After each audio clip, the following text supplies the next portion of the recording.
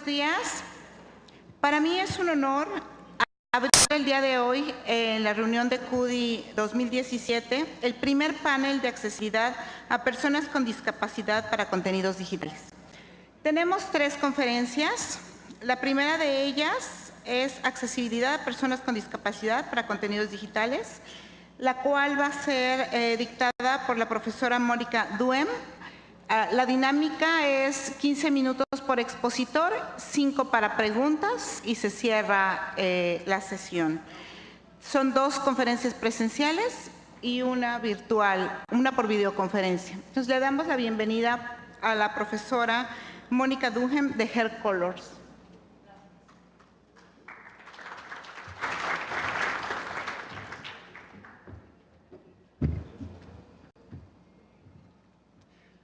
Hola, buenos días a todos. Nos tocó pausa café y como no salió el café, la gente sigue esperando el café, pero bueno, qué bueno que están aquí. Para mí es un gusto estar con ustedes presentando el tema de accesibilidad. Es un tema que llevamos ya trabajando pues, de hace 10 años y es un derecho humano, ¿no? Primero que nada, la accesibilidad de los contenidos digitales son un derecho humano.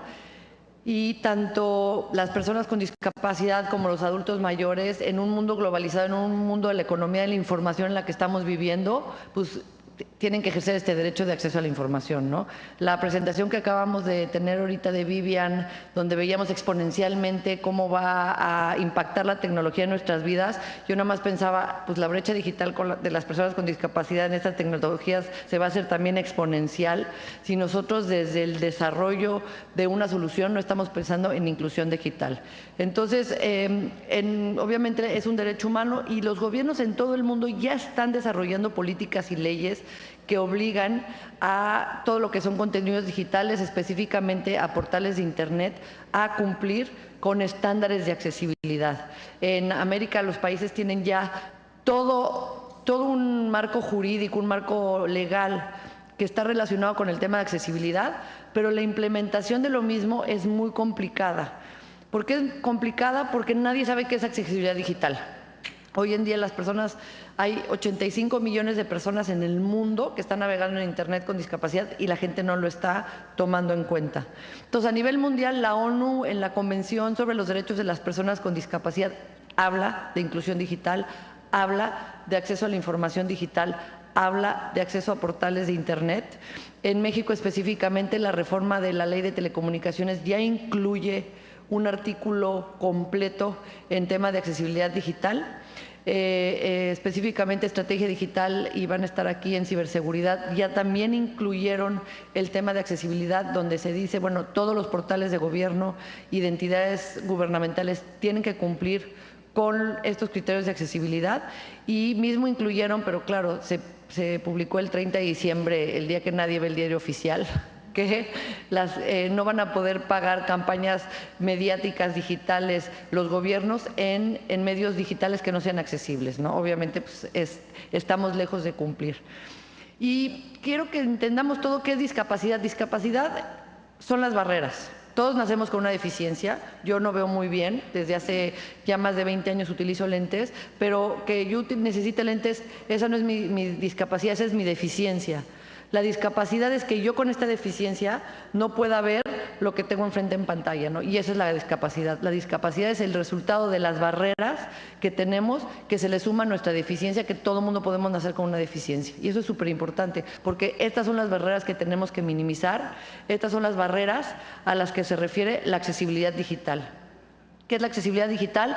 Pues una persona que no puede ver va a utilizar un software de asistencia, va a utilizar un lector de pantalla. Las personas que no distinguen los colores van a utilizar un contraste de color. Las personas que no pueden oír van a oír el subtitulado o van a oír la interpretación y leer la interpretación en lengua de señas mexicana. O sea, es muy importante que sepamos que las personas con discapacidad o con ciertas deficiencias ya tienen la tecnología para poder acceder a todo lo que estamos haciendo en Internet. Entonces, si la tecnología ya está, si las deficiencias ya se ven minimizadas por la tecnología, la accesibilidad tiene que ver con todo lo que subimos a Internet, son los contenidos. Y aquí es súper importante, en 2015 demandaron a Harvard y MIT porque sus contenidos digitales en línea no eran accesibles.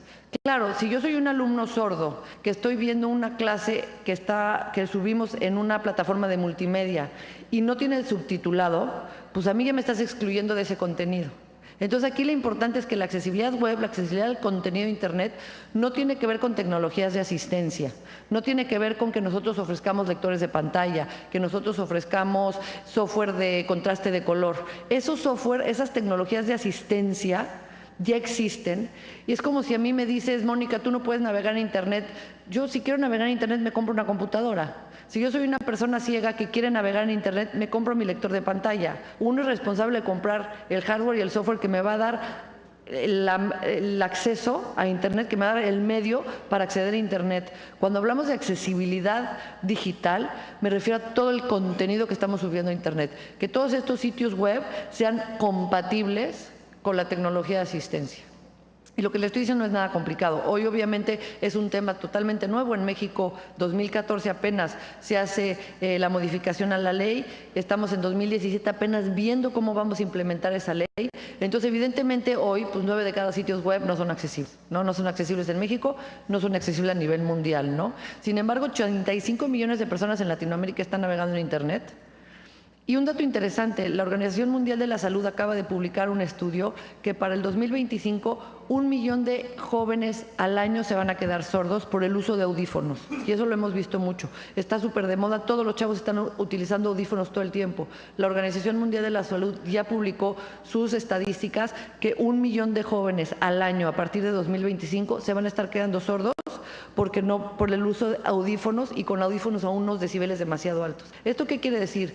Que de aquí en adelante, cada vez que subamos un video en Internet o que creamos un contenido multimedia, acordémonos que 1 millón de jóvenes a partir del 2025 no van a poder oír lo que se sube en el contenido multimedia.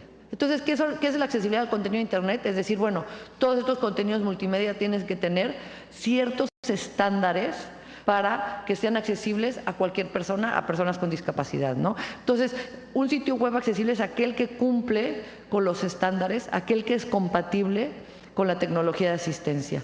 Y no solamente me estoy refiriendo al sitio web como tal, sino que también me refiero a todos los contenidos que generamos. Esta presentación, cualquier documento en PowerPoint, en Office, un PDF y el propio portal web como está codificado, tiene que ser compatible y tiene que ser accesible de acuerdo a estos estándares.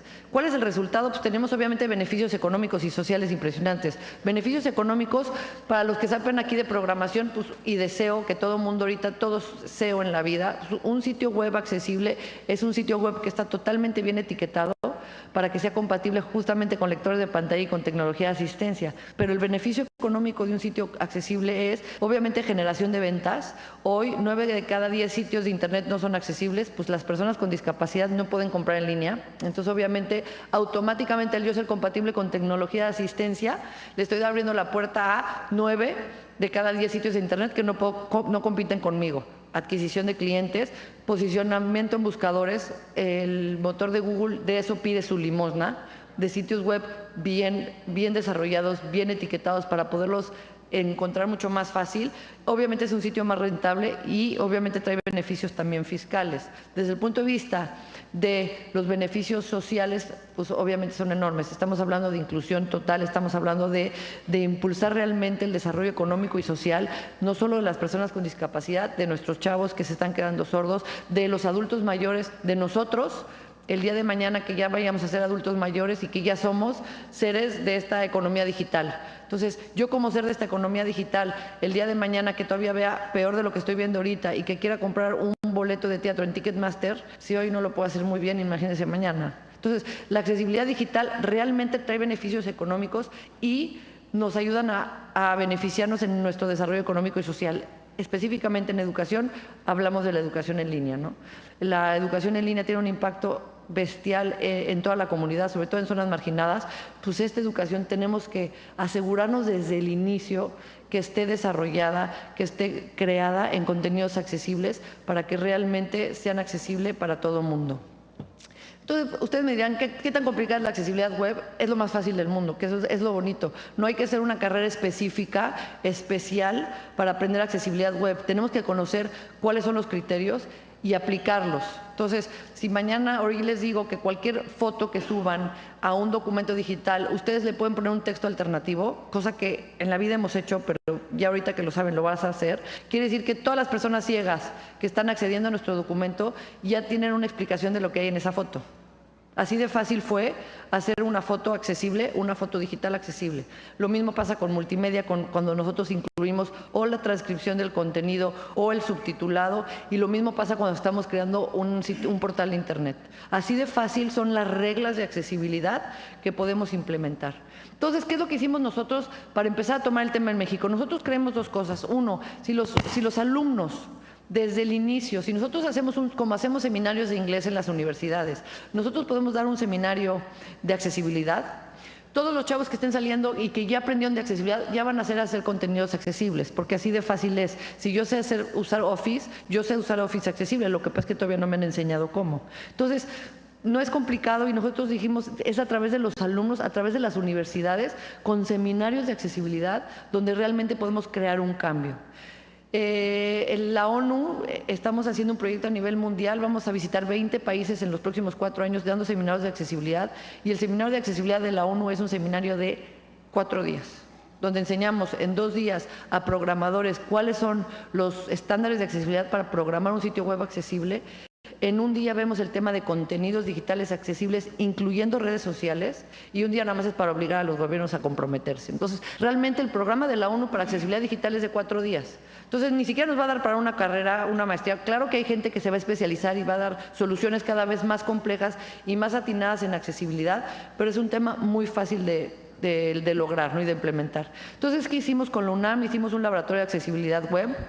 Es el primer laboratorio de accesibilidad web en México, donde tenemos alumnos específicamente ahorita de la carrera de sistemas, pero obviamente lo queremos abrir a todas las carreras, donde están aprendiendo el tema de accesibilidad, ¿no? ¿Qué es lo que están haciendo estos chavos? Están aprendiendo qué son los estándares de accesibilidad web, se están capacitando en contenidos digitales y estamos empoderando a las personas con discapacidad, porque todo lo que se está creando en el laboratorio lo están probando alumnos del INAM con discapacidad.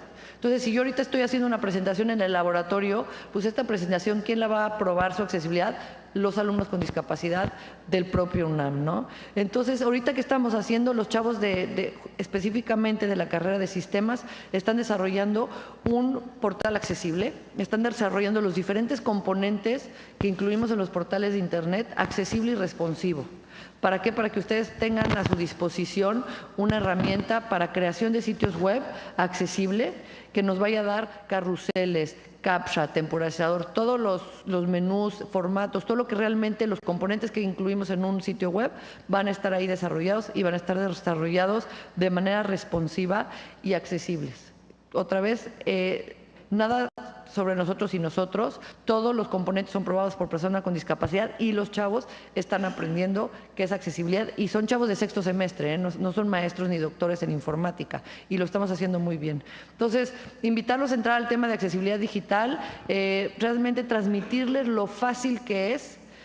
Lo único es realmente de voluntad y de creación de capacidades, ¿no? Y ya para cerrar, porque tenemos poco tiempo, voy a dejar un pequeño video que es un testimonial de una de las alumnas del Laboratorio de Accesibilidad Web de la UNAM, para que ahora sí que en viva voz vean los que están participando en este proyecto. Muchas gracias. De accesibilidad web de la UNAM. Estoy aquí por muchas razones. La primera de ellas fue que el proyecto en sí nos llamó mucho la atención porque era algo muy innovador, pero realmente al principio no teníamos mucho conocimiento de lo que era la accesibilidad y de la importancia. Conforme fue pasando el tiempo, no solamente aprendimos conocimientos técnicos y teóricos sobre el desarrollo de páginas web, sino que también pudimos darnos cuenta de que las personas que no tenemos una discapacidad somos desconocedores del impacto que podemos tener en aquellos que sí la tienen. La discapacidad realmente no es una limitante, sino la forma en que se trata. Y la accesibilidad web es un derecho del siglo XXI y nosotros somos parte de esto y podríamos lograr que este entorno, tanto web como físico, sea accesible para todas aquellas personas que no tienen o que presentan alguna discapacidad. De esta forma me ha ayudado a reflexionar cómo puedo yo impactar en la vida de estas personas. A veces pensamos que solamente es algo físico, o solamente adaptando una aula o una rampa y demás. Ahora nos damos cuenta que ya que el mundo se está visualizando virtualmente, también ellos tienen derecho a tener acceso a ellos. Y por eso me alegra estar aquí y formar parte de un cambio en la sociedad y formar parte de ese cambio tanto web como física y psicológicamente. Muchas gracias.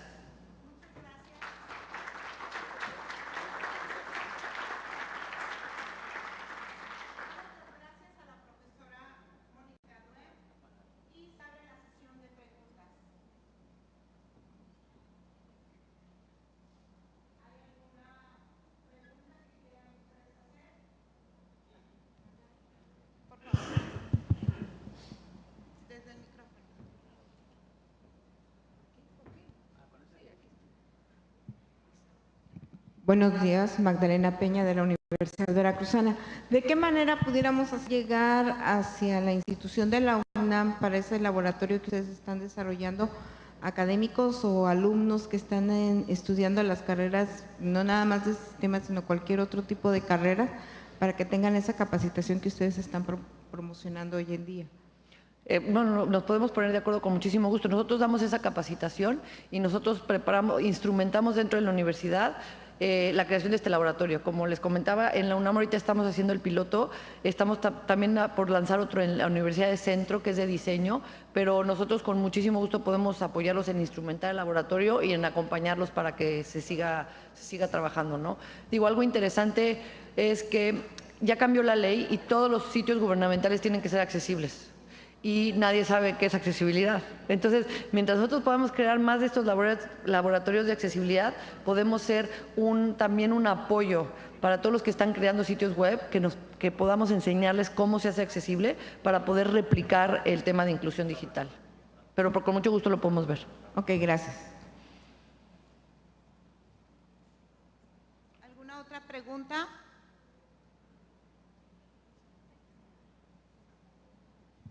Pues muchísimas gracias. Yo tengo una. Dime. ¿Estos contenidos accesibles los están haciendo para accesibilidad visual o qué tipo de accesibilidad o cómo definimos accesibilidad Claro, más bien? los estándares de accesibilidad tocan todas las discapacidades, visual, auditiva, motriz y ciertos aspectos de la discapacidad cognitiva.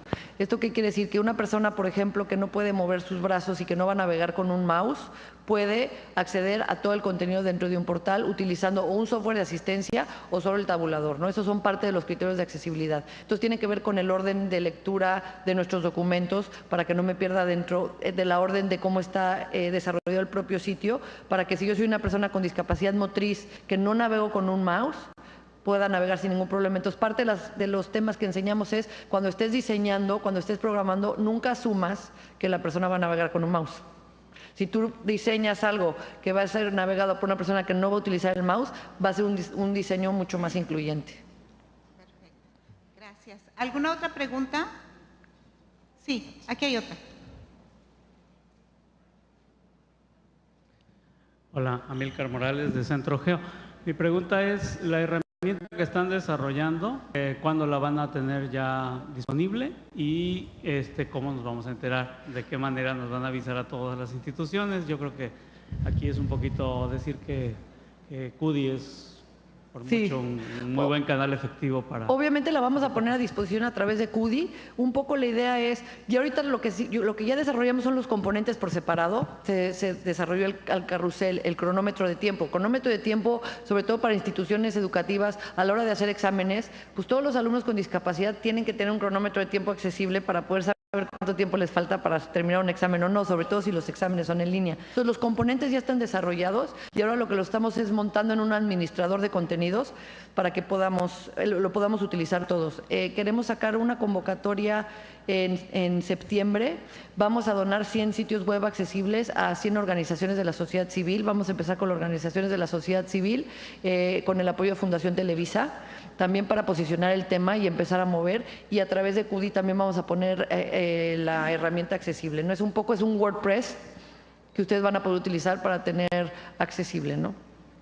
Aquí también, digo, ya enfatizando, sí es importante el tema de los contenidos, porque si bien ya van a tener una herramienta que difícilmente les va a dejar subir contenido que no sea accesible, nosotros que estamos impulsando más la educación en línea, hay que ser muy, muy cuidadosos con el tema de los contenidos accesibles. ¿Queda tiempo para una última pregunta? ¿Sí?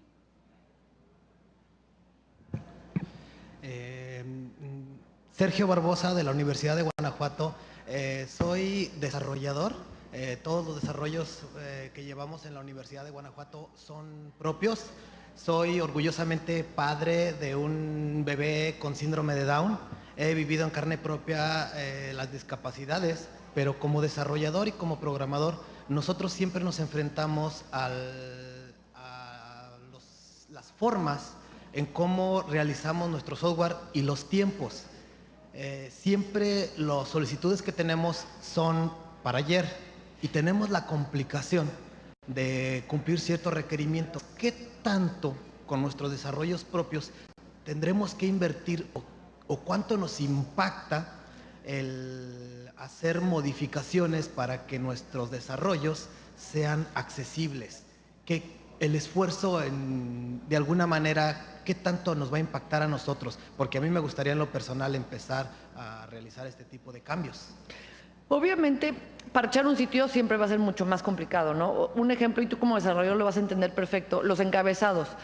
Nosotros muchas veces como desarrolladores, bueno, yo no soy desarrollador, lo que hacen los desarrolladores, sin ofender, es utilizan encabezados como para darle formato a la página, ¿no? Un poco de diseño. Entonces yo sé que si utilizo un 8.1, igual y la tipografía va a ser un poco más grande y lo uso más por diseño que por funcionalidad. Entonces, ¿qué te pide un criterio de accesibilidad? Es que todos los encabezados sean lógicos.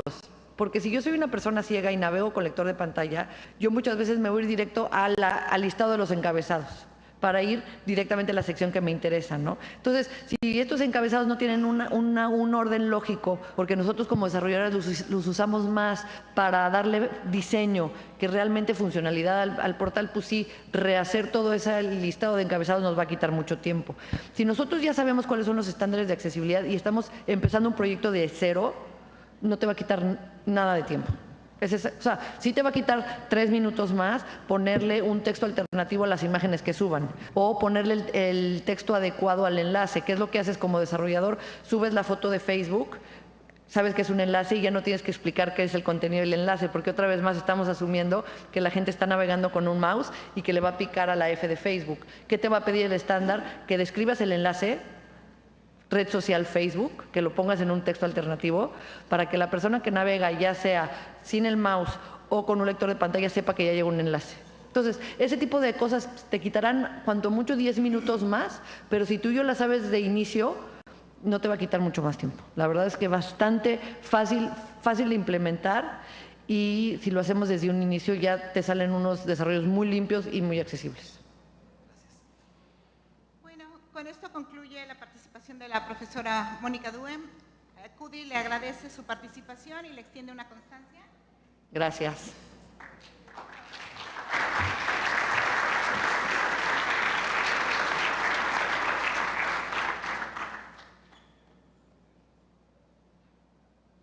Continuando con nuestro panel de accesibilidad, tenemos la participación del profesor Marc Escatel con la conferencia Las TIC como canales de realidad para la inclusión de personas con discapacidad, de la Universidad de Guadalajara. Hola, muy buenos días, ¿cómo están? ¿Bien? Bueno, lo primero que les voy a pedir mientras ponen la presentación es un favor. Necesito los que tengan la posibilidad de ponerse de pie, lo hagan y van a brindar un abrazo al compañero que está a su lado, pero lo van a hacer de corazón a corazón, ¿va? Entonces les pido que se paren, por favor, y les van a dar un fuerte abrazo. El abrazo tiene que durar por lo menos 3 segundos. 1, 2, 3. Vamos, vamos. Que se vea el entusiasmo de que estamos en CUDI. Muy bien. La razón del abrazo tiene dos propósitos. El primero, porque estamos en un encuentro donde tenemos todos un objetivo muy claro. Es parte de lo que hace CUDI. Lo mencionó en su momento el doctor Carlos. Es el encuentro de personas que están trabajando para generar innovación que impacte en la vida de los demás. Eso es lo que estamos haciendo en este momento. Y el segundo es, si la tecnología se está volviendo sensible, nosotros también tenemos que volvernos, no olvidar esta parte de la sensibilidad y de lo que es trabajar para desarrollar tecnología para la persona o para las necesidades que tienen las personas. Ese es un enfoque que no debemos de olvidar. Bueno, eso fue el reto del día. La siguiente, por favor. Bueno, las TICs como canales de realidad para la inclusión de personas con discapacidad. Antes que nada, quiero hablar de dos conceptos que tenemos que estar en la misma sintonía. Primero, cuando decimos discapacidad, algunas personas han de pensar que es un término denigrante, que es un término excluyente o simplemente por la connotación social que tiene es un término negativo. Pero les voy a explicar simplemente lo que he aprendido con la red, qué es la discapacidad.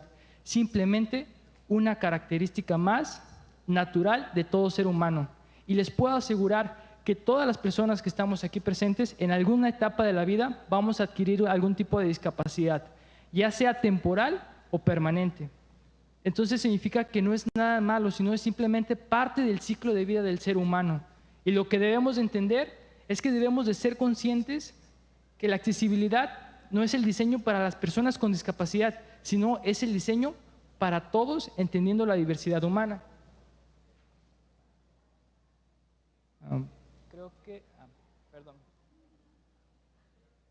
Bueno, en este caso nosotros somos una red de colectivos de estudiantes con y sin discapacidad que trabajan en proyectos de inclusión.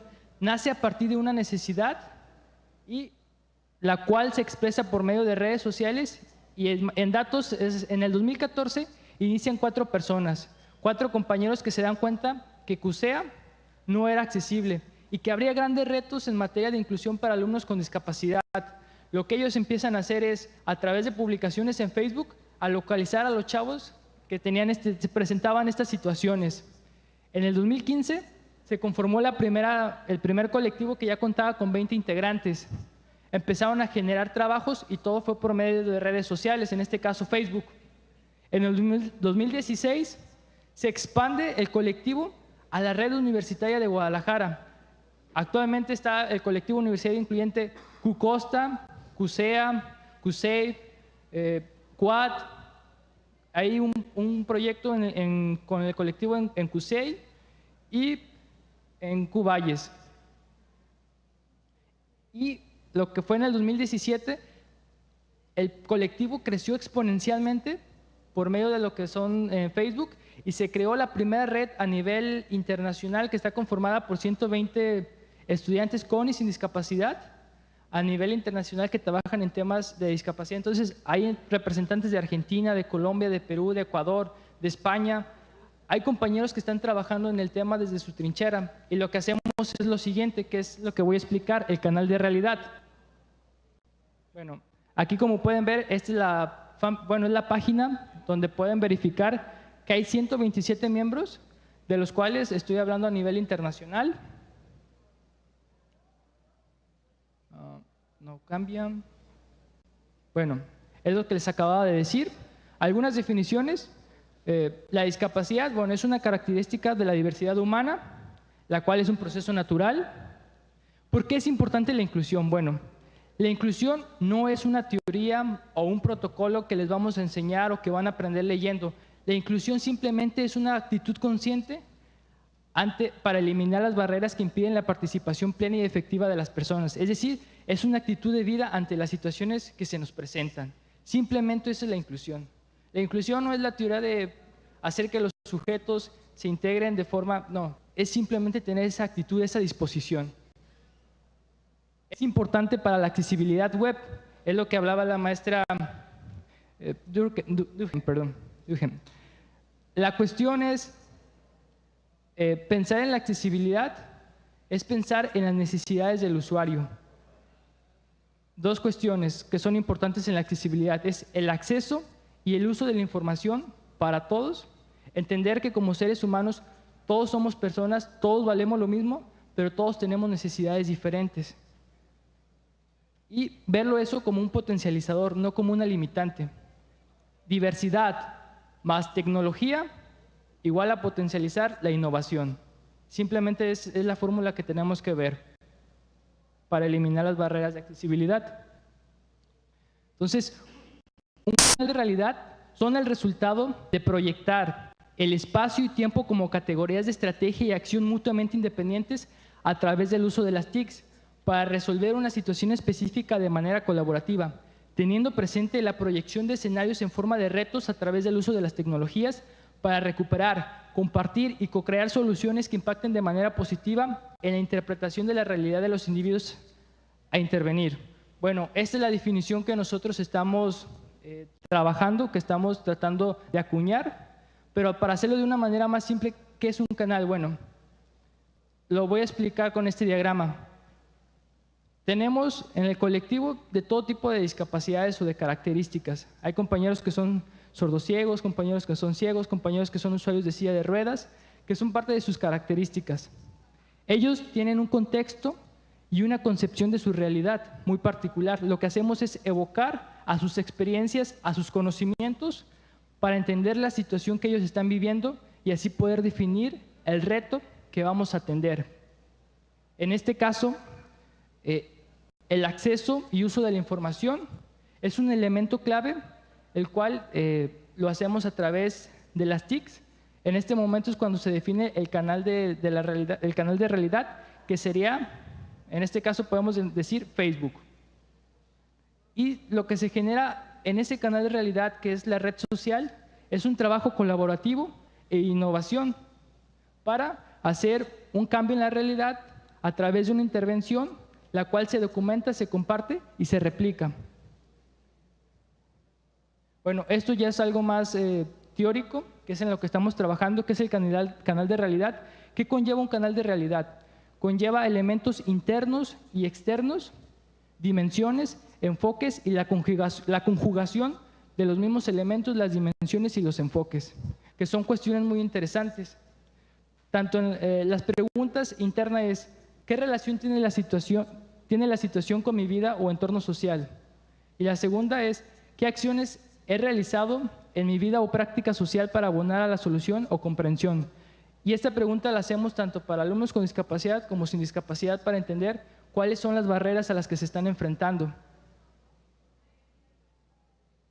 Bueno, les voy a comentar de un proyecto que surgió. La cuestión es, tenemos en CUSEA, la mayor de la población con discapacidad son compañeros con discapacidad visual. Ellos, para navegar en la página usando sus iPads, la primera vez que utilizaban los dispositivos se daban cuenta que pues tenían que navegar con el dedo y desplazarse por todo el display para poder conocer la estructura de la página. Eso realmente lleva bastante tiempo el conocer cómo es una estructura. Entonces lo que nosotros hicimos es, de las herramientas que ya existen, como es SpeakerWriter, si no mal recuerdo, que es una especie de lector de pantallas, nosotros tratamos de ajustarlo o adaptarlo para generar una nueva herramienta que se llama mapas de audio. Un mapa de audio es una herramienta de diseño web que contiene audio y descripciones de la estructura de la página. Imagínense que ustedes le van a dar las coordenadas a una persona, ingresas a la página de la Universidad de Guadalajara, parte superior se encuentran noticias, pero lo vas a decir como si fueran coordenadas de Excel. Columna 8, columna A, fila 8. Entonces le vas a dar coordenadas geográficas para poder desplazarse por el display y poder encontrar los elementos de una manera más rápida a través de un audio. Esto es diseñado específicamente para necesidades muy específicas de algunos compañeros, pero son parámetros que se pueden contemplar para desarrollar otro tipo de proyectos.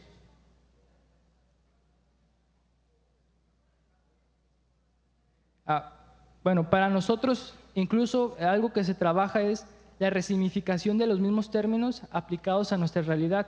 Para nosotros, innovar es el proceso mediante el cual conectamos nuestro pensamiento con nuestras necesidades para usar los recursos de nuestro entorno como puente con nuestra realidad, siendo la reflexión y la empatía de los cimientos en este proceso. Bueno, aquí les presento, pueden ver, hay un representante, aquí hay 11 países, son representantes de los colectivos que se encuentran a nivel Latinoamérica. Para nosotros es un orgullo poder tener esta red que está trabajando en proyectos de inclusión. Este fue en el 2016 y aquí, todavía hay más integrantes, fue en Chile. La acción más pequeña es mejor que la intención más grande. Gracias.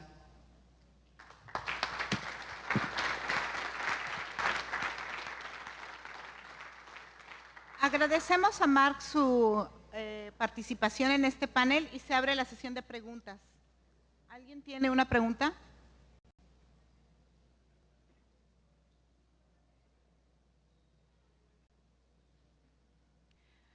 Perdón, ¿hay alguna publicación en donde tú ya presenten los resultados de estos desarrollos?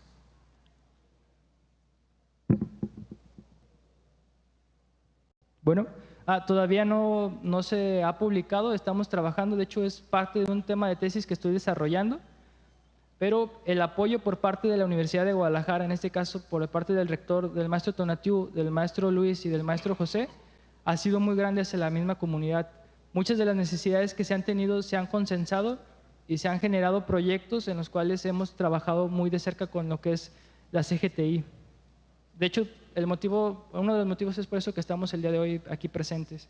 Yo vengo en representación de toda una red y pues les agradezco por el espacio. Gracias. ¿Alguien más? Perdón, una última. ¿Cuántos son los involucrados en este proyecto en tu universidad? A nivel Red UDG somos 80 estudiantes con y sin discapacidad, en la cual también se involucran docentes, investigadores, trabajadores, que también es algo muy interesante. Y a nivel internacional, contemplando los líderes de comunidades, somos 127 estudiantes que están coordinando este movimiento. Ok, muchas gracias. Le agradecemos a Marc por su Solo un consejo. He encontrado en Toronto el Inclusive Design Institute, que está muy abierto a desarrollo de tecnologías. Si quiere, la pongo en contacto. Es la Universidad de Toronto. Hacen muchísimas cosas en el mundo y después Sí, te doy el contacto. Perfecto. Nuestra filosofía es generar sinergias y nos encantaría, si alguien está interesado en trabajar, nosotros estamos totalmente abiertos. Muchas gracias. Le agradecemos a Marc su participación y CUDI le extiende una constancia.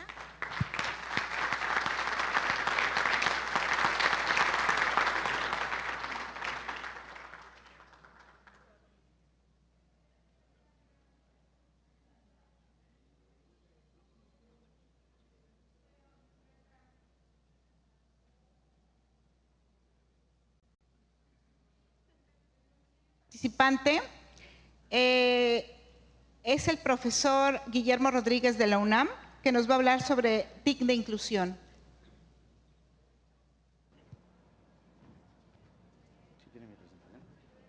El clic.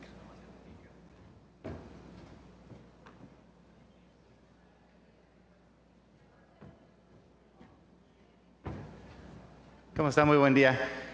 Yo voy a ser muy breve. La verdad es que ya lo que tengo que agregar con respecto a lo que ya platicó Mónica o en un momento dado las geniales iniciativas que tiene la Universidad de Guadalajara va a ser muy poco. Pero sí quiero dar un poquito de contexto con respecto a directamente en la Dirección General de Cómputo de Tecnologías de Información y Comunicación de la UNAM. ¿Cuáles han sido las iniciativas que nos han llevado un poquito a entrar en el tema de TIC para la inclusión?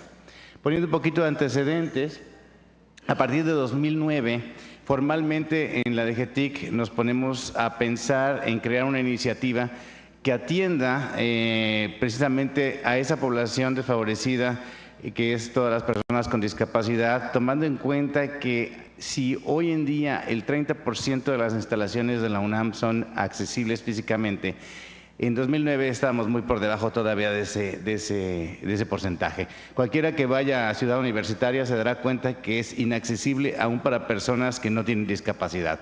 Tratar de caminar por las banquetas de CEU, tratar de llegar de la DGTIC al Metrobús es prácticamente una labor titánica, imposible y suicida. Porque además, si la banqueta es chiquita, justo donde había un espacio, ahí ponen un letrero. Entonces es interesante cómo está nuestra filosofía de arquitectura, ¿no? Entonces empezamos a pensar un poquito qué es lo que podemos hacer, entendiendo que en aquel entonces ya existía un organismo no formal llamado CAD-UNAM, que es el Comité de Atención a la Discapacidad de la UNAM. Digo no formal porque no es una estructura oficial de la universidad, sino que se creó por personas que teniendo esta inquietud en diferentes facultades, dependencias, entidades, decidieron juntarse a crear foros, a hacer esfuerzos conjuntos, a tratar de impulsar una política oficial con respecto a las personas con discapacidad. El gran problema, y todos estaremos de acuerdo, es que las personas con discapacidad nunca ganan en números. Entonces, se habla de inversiones físicas fuertes, se habla de inversiones en personal, en atención, en cambios, que dicen, en la manera más simplista de verlo, alguien dice, es que ¿cuántos son? Entonces, todo lo que vamos a invertir para beneficiar ¿a cuántos? ¿A 10 en toda la universidad? Bueno, no es cierto, y además, independientemente de que fueran 10, está perfectamente justificable, creo que ustedes estarán de acuerdo conmigo. Entonces, tratar de cambiar ese tipo de mentalidad no ha sido algo sencillo. Y en un momento dado, pues siempre se tiene que navegar un poquito contracorriente, ¿no? Entonces, empieza de manera no oficial, pero afortunadamente sí formal dentro de la DGTIC. Y nuestros primeros objetivos con la iniciativa TIC para la inclusión eran los siguientes. Por un lado, el tener instalaciones donde las personas con discapacidad pudieran acceder a cómputo. Es decir, tener laboratorios adecuados, tener las instalaciones accesibles físicamente, etcétera. Segundo, tratar de generar capacidades de cómputo en las personas con discapacidad, de tal suerte que desde su casa o desde cualquier lugar donde estén, ellos pudieran tener acceso a empleos mejor calificados y por lo tanto esto mejorara muchísimo su calidad de vida. Además, buscábamos hacer proyectos de innovación que nos permitiera hacer mucho más accesibles financieramente las tecnologías adaptadas.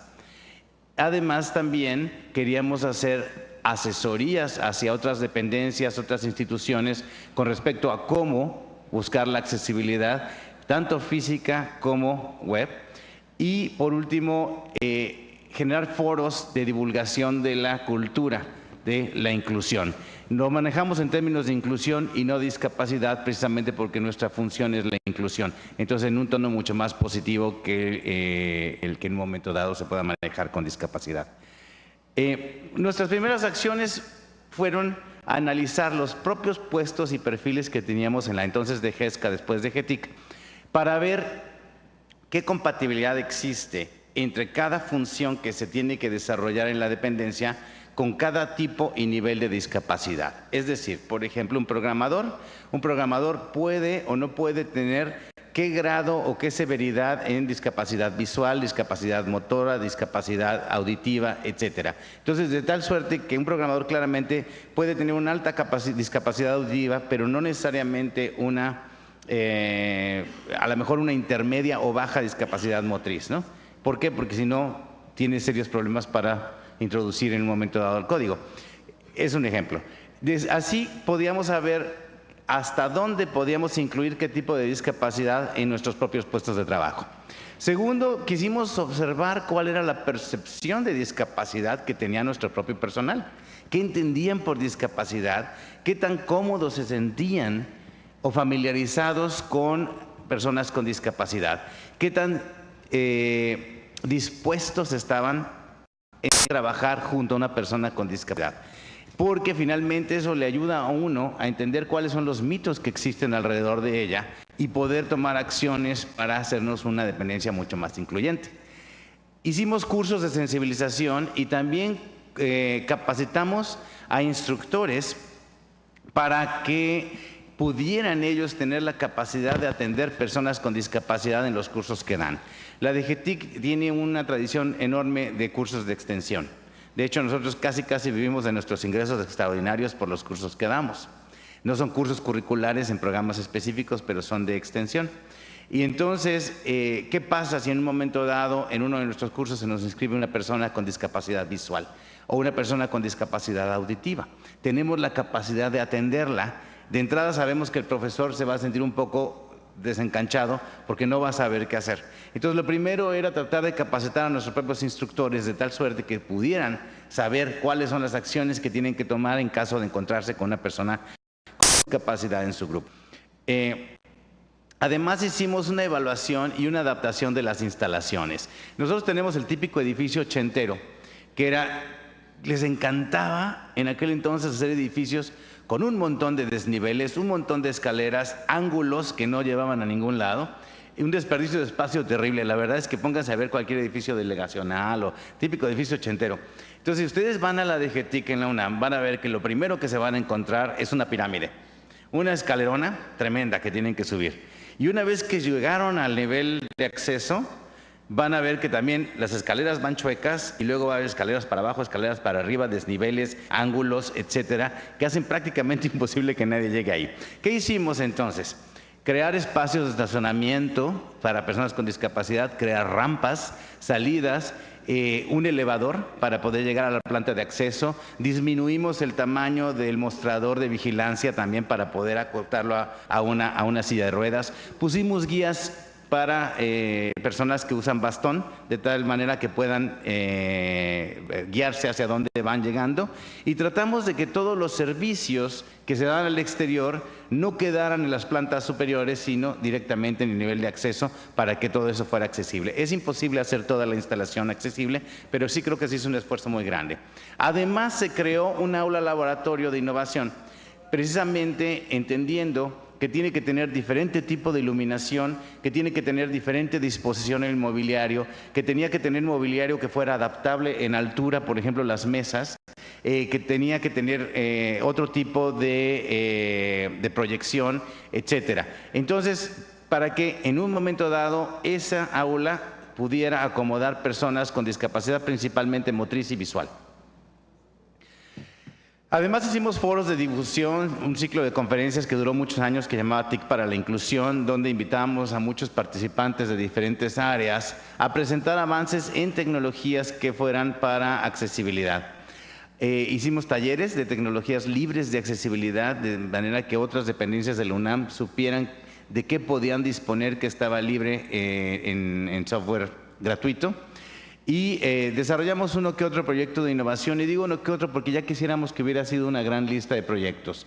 Desafortunadamente, pues tampoco tenemos ni todo el presupuesto ni todo el personal del mundo. Ojalá que podamos crecer en este rubro. Recientemente se hizo junto con la Universidad del Caribe un proyecto muy interesante para comunicación de una persona con paraplegia, ¿no? Totalmente inhabilitada de comunicarse, en un momento dado un sistema de comunicación con movimientos mínimos.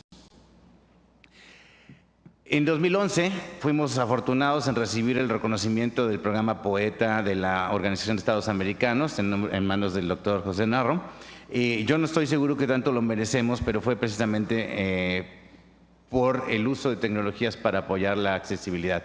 Yo creo que nos falta muchísimo realmente para poder vanagloriarnos y sentirnos producto terminado. Hay tanto que hacer que hasta se siente uno como culpable, ¿no?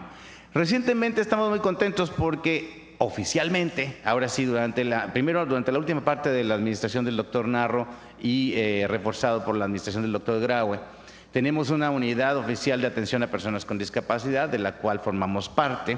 Ya hicimos un catálogo de servicios y tenemos el sitio accesible para ello.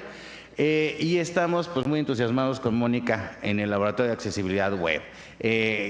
Alguien preguntaba que cómo habíamos hecho en un momento dado la relación con los estudiantes. Empezamos con la licenciatura en informática, con un programa de becarios, directamente con ellos, pero lo queremos extender a muchos más, porque obviamente la accesibilidad tiene que ver no solamente con la programación del sitio, sino con el diseño, con la ilustración, con muchas otras cosas, y es un asunto que atañe a muchos, ¿no? Queremos reforzar dando muchos cursos hacia el exterior en términos de accesibilidad, precisamente para atender la necesidad que todas las organizaciones van a tener en hacer sus sitios web accesibles, y además de apoyarlos también en desarrollo cuando así se requiera. La intención es que este laboratorio crezca, que sea autosustentable. Evidentemente va a tener que tener algún ingreso para poder manejarlo y crecerlo, ¿no? Y en un momento dado pues tener muchísimos nodos más que el que ahorita, aunque incipiente, muy significativo, estamos arrancando con Here Colors. Entonces, pues no me queda más que agradecerles. Esa era la historia que quería compartir con ustedes y muchísimas gracias. Estoy a sus órdenes para cualquier pregunta.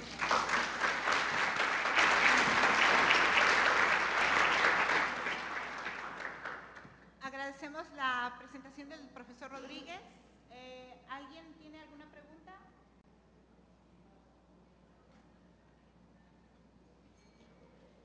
Claro, como el lodo.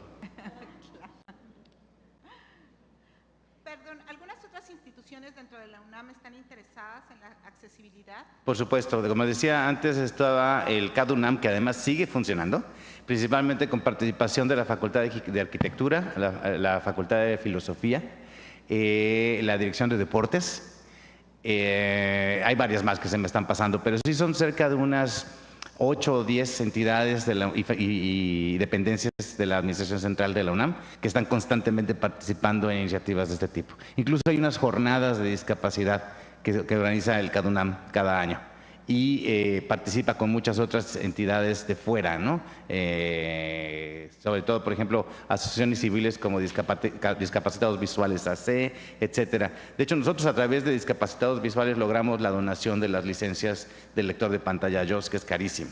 Y entonces, afortunadamente, así lo tenemos, ¿no? Y ha sido muy útil porque uno se encuentra con historias tan impresionantes como en la Facultad de Ciencias Políticas, que sabe uno que por la naturaleza de las carreras de la Facultad de Ciencias Políticas deben leer enormemente, tienen cerca de 12 alumnos débiles o carentes visuales.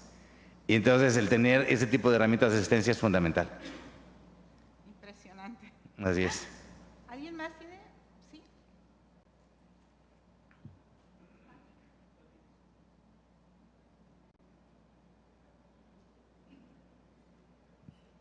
Ay, buenos días, soy Silvia Maldonado y estoy en el Centro de Investigaciones sobre América del Norte, en la Torre 2 de Humanidades. ¿La ubicas? Ajá. Inaccesible totalmente. Totalmente. Bueno, hay una joven que está haciendo su servicio social en el área de ediciones y tiene no sé qué tipo de discapacidad, pero le cuesta mucho trabajo caminar y demás. Y yo veo cómo llega, camina hasta sube, todo una odisea para ella. Especialmente el campus central SU es un reto porque Sí, con eso de que además es patrimonio, el poner rampas o cosas por el estilo es un problema, pero se puede hacer la accesibilidad también. Entonces mi pregunta es, ¿esta chica la puedo canalizar con ustedes? Por supuesto. Para que ella realice como que su servicio social en sus instalaciones y sea algo como a distancia. Por supuesto que sí, claro que puede. Además son accesibles nuestras instalaciones afortunadamente por las obras que mencioné, entonces al menos sí va a tener un espacio donde pueda trabajar. Ay, pues muchas gracias y felicidades. Claro que sí, con mucho gusto. ¿Tenemos otra pregunta?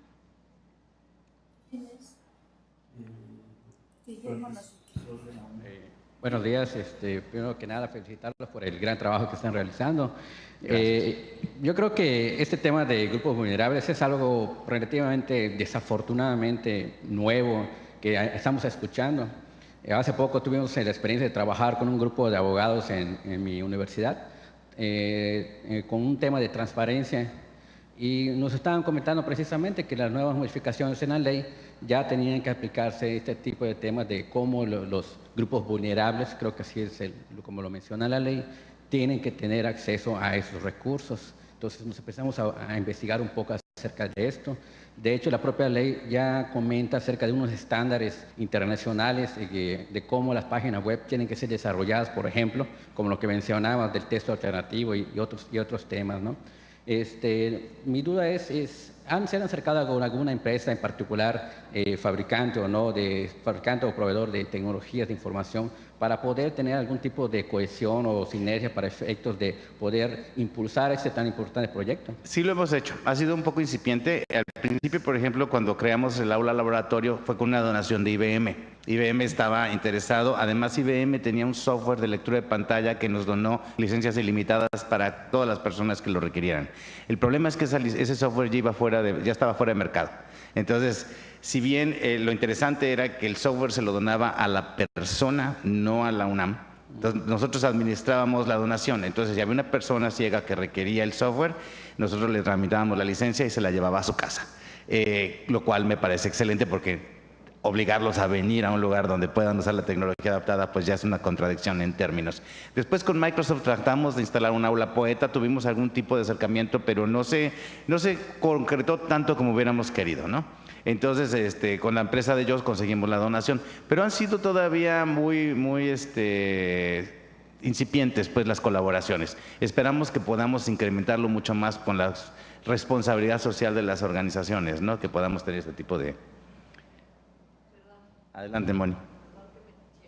Y claro que Es está que- Here Colors, ¿no? No quiero decir Con nada. respecto a tecnología de asistencia, por todo el trabajo que se hizo en la ONU, ya Estados Unidos está obligando a todos sus desarrolladores de software y a todos a los desarrolladores de software y sistemas operativos que estos sean accesibles. Entonces, la buena noticia es que como nosotros somos importadores de tecnología, casi toda la tecnología que estamos importando ya es accesible. ¿A qué me refiero? Office desde el 2010 ya tiene no solo funcionalidades de accesibilidad, sino que ya tiene validadores de accesibilidad. Lo mismo pasa con Adobe, lo mismo pasa con el sistema de Microsoft. Microsoft ya tiene gratis de fábrica lectores de pantalla a partir del 2013, lo mismo pasa con Apple. Entonces, las funcionalidades de accesibilidad realmente ya existen en la era de los smartphones, de los últimos sistemas operativos.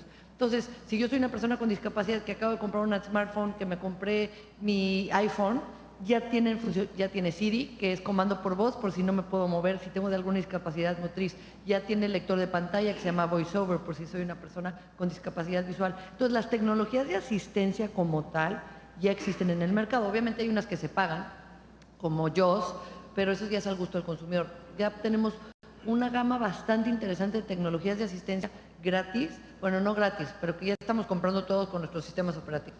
La otra mitad de la ecuación es ahora que todos nuestros contenidos sean compatibles con esas tecnologías. Es verdad, de hecho uno de los trabajos que hicimos en la capacitación para profesores es enseñarles las tecnologías que ya están en los softwares que utilizan y que no saben que existen.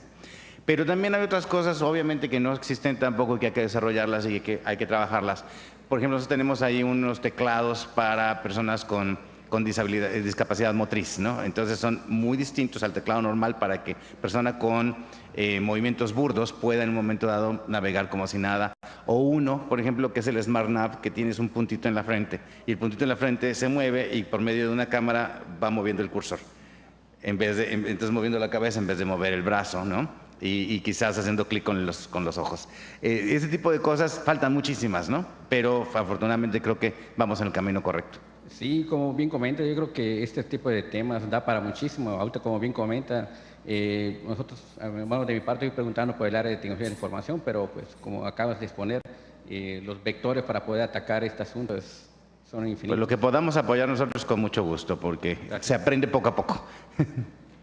Muchas gracias. Le agradecemos al profesor Rodríguez por su participación. CUDI le extiende una constancia.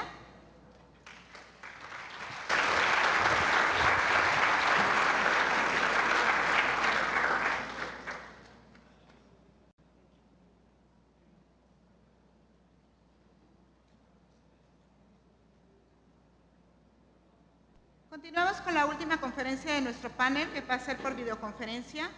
El nombre de la participación es Uso de tecnología de Internet en la educación de la lengua de señas mexicana, impartida por el licenciado Jorge Santiago, coordinador del Seminario Virtual de Discapacidad Auditiva.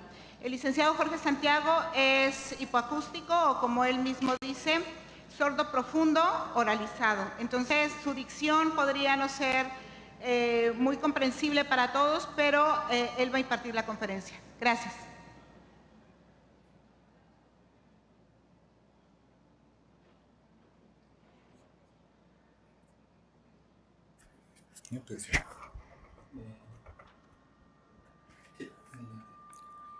Hola, buenos días. Muchas gracias por invitarme a compartir. Me llamo Jorge Santiago Jacinto. Tengo un problema cognitivo. Y ahora vamos a hablar del uso de tecnologías en la Internet, en la educación de la lengua de señas mexicana.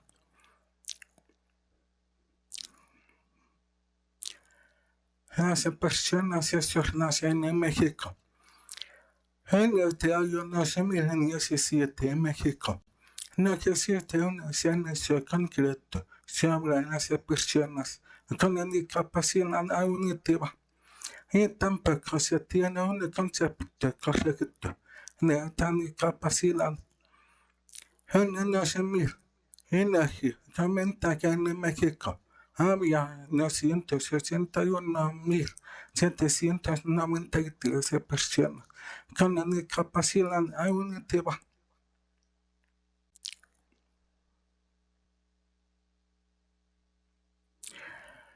El total de hombres 155.814. El total de mujeres, 125.979.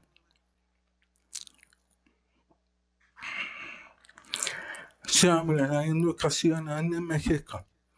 En México, aún no se contempla formalmente la atención a la comunidad sorda, ocasionando que esta comunidad desarrolle una concepción pobre de su propia habilidad de aprendizaje, ya que les cuesta trabajo adquirir conocimientos, no poder interactuar con su entorno inmediato a través de la cognición ineficiencia, que además genera discriminación.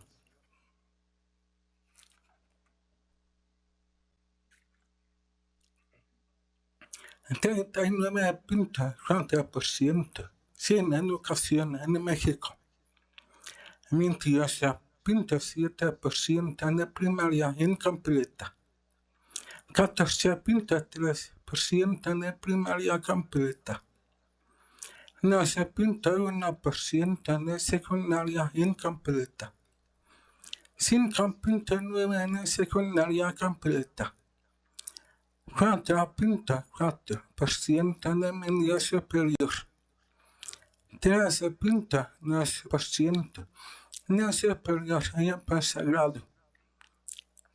Todo esto sobre la educación es muy grave para las personas con discapacidad auditiva, ya que actualmente el mundo globalizado exige muchos cambios. La concepción del hombre, la concepción de la cultura, los contenidos disciplinarios, concepción de enseñanza y aprendizaje. Nosotros sabemos que para las personas con discapacidad auditiva les cuesta mucho trabajo para salir adelante porque algunos no pueden hablar y otras personas que sí pueden hablar. El problema es la crisis en México por falta. Todas las escuelas particulares son muy caras. Y además los profesores no saben el lenguaje de señas mexicano. Para ello necesita sobre el internet, sobre la educación, es el pilar fundamental para personas sordas. Comprender las nuevas tecnologías digitales con el fin de apoyar el desarrollo social y mejorar la productividad económica, mejorar la práctica docente, renovar el sistema educativo, contribuir al desarrollo económico y social en el país.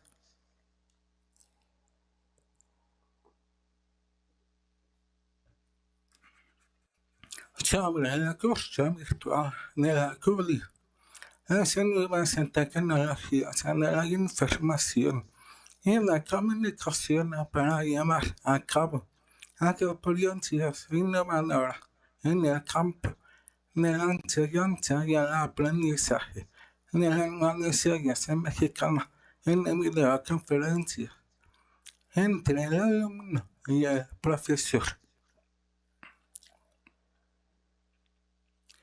Aquí se muestra un pequeño video de cómo se trabaja por videoconferencia para que las personas con problemas auditivos puedan tomar el curso y también para los oyentes que no sean ser intérpretes.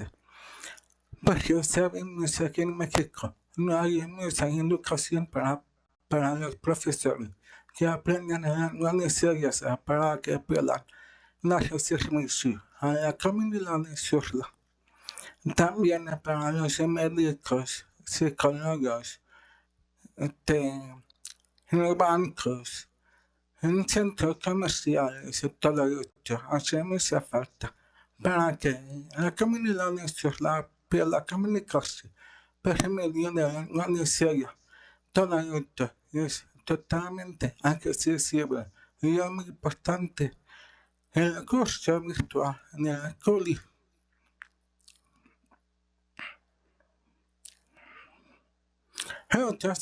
hace el calentamiento en la micellario, en su número, en la macamelario, y después se forma una oración como conferencias, como conversaciones para que pueda convivir con nosotros. Así que poco a poco va aprendiendo. Todo esto se llama Canafotico. También ofrecemos el Sevilla CUDI, una herramienta de colaboración en el servicio de videoconferencia. MS CUDI contribuye a la realización de seminarios virtuales de discapacidad auditiva. Esto se presenta una vez cada mes. La última semana de cada mes. Esto es muy importante para que los investigadores, profesores, terapeutas y doctores sepan el conocimiento en diferentes temas de la comunidad social, por ejemplo, sobre las enfermedades en la interpretación, sobre la lingüística, sobre diferentes tipos de temas. Esto es muy importante. Muchas gracias.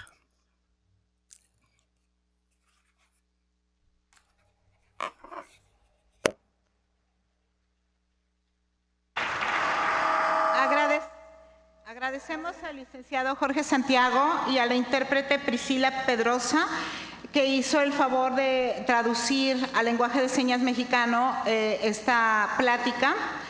Si tuvieran alguna pregunta al respecto o si no hubiesen entendido alguna cosa, podrían preguntármela.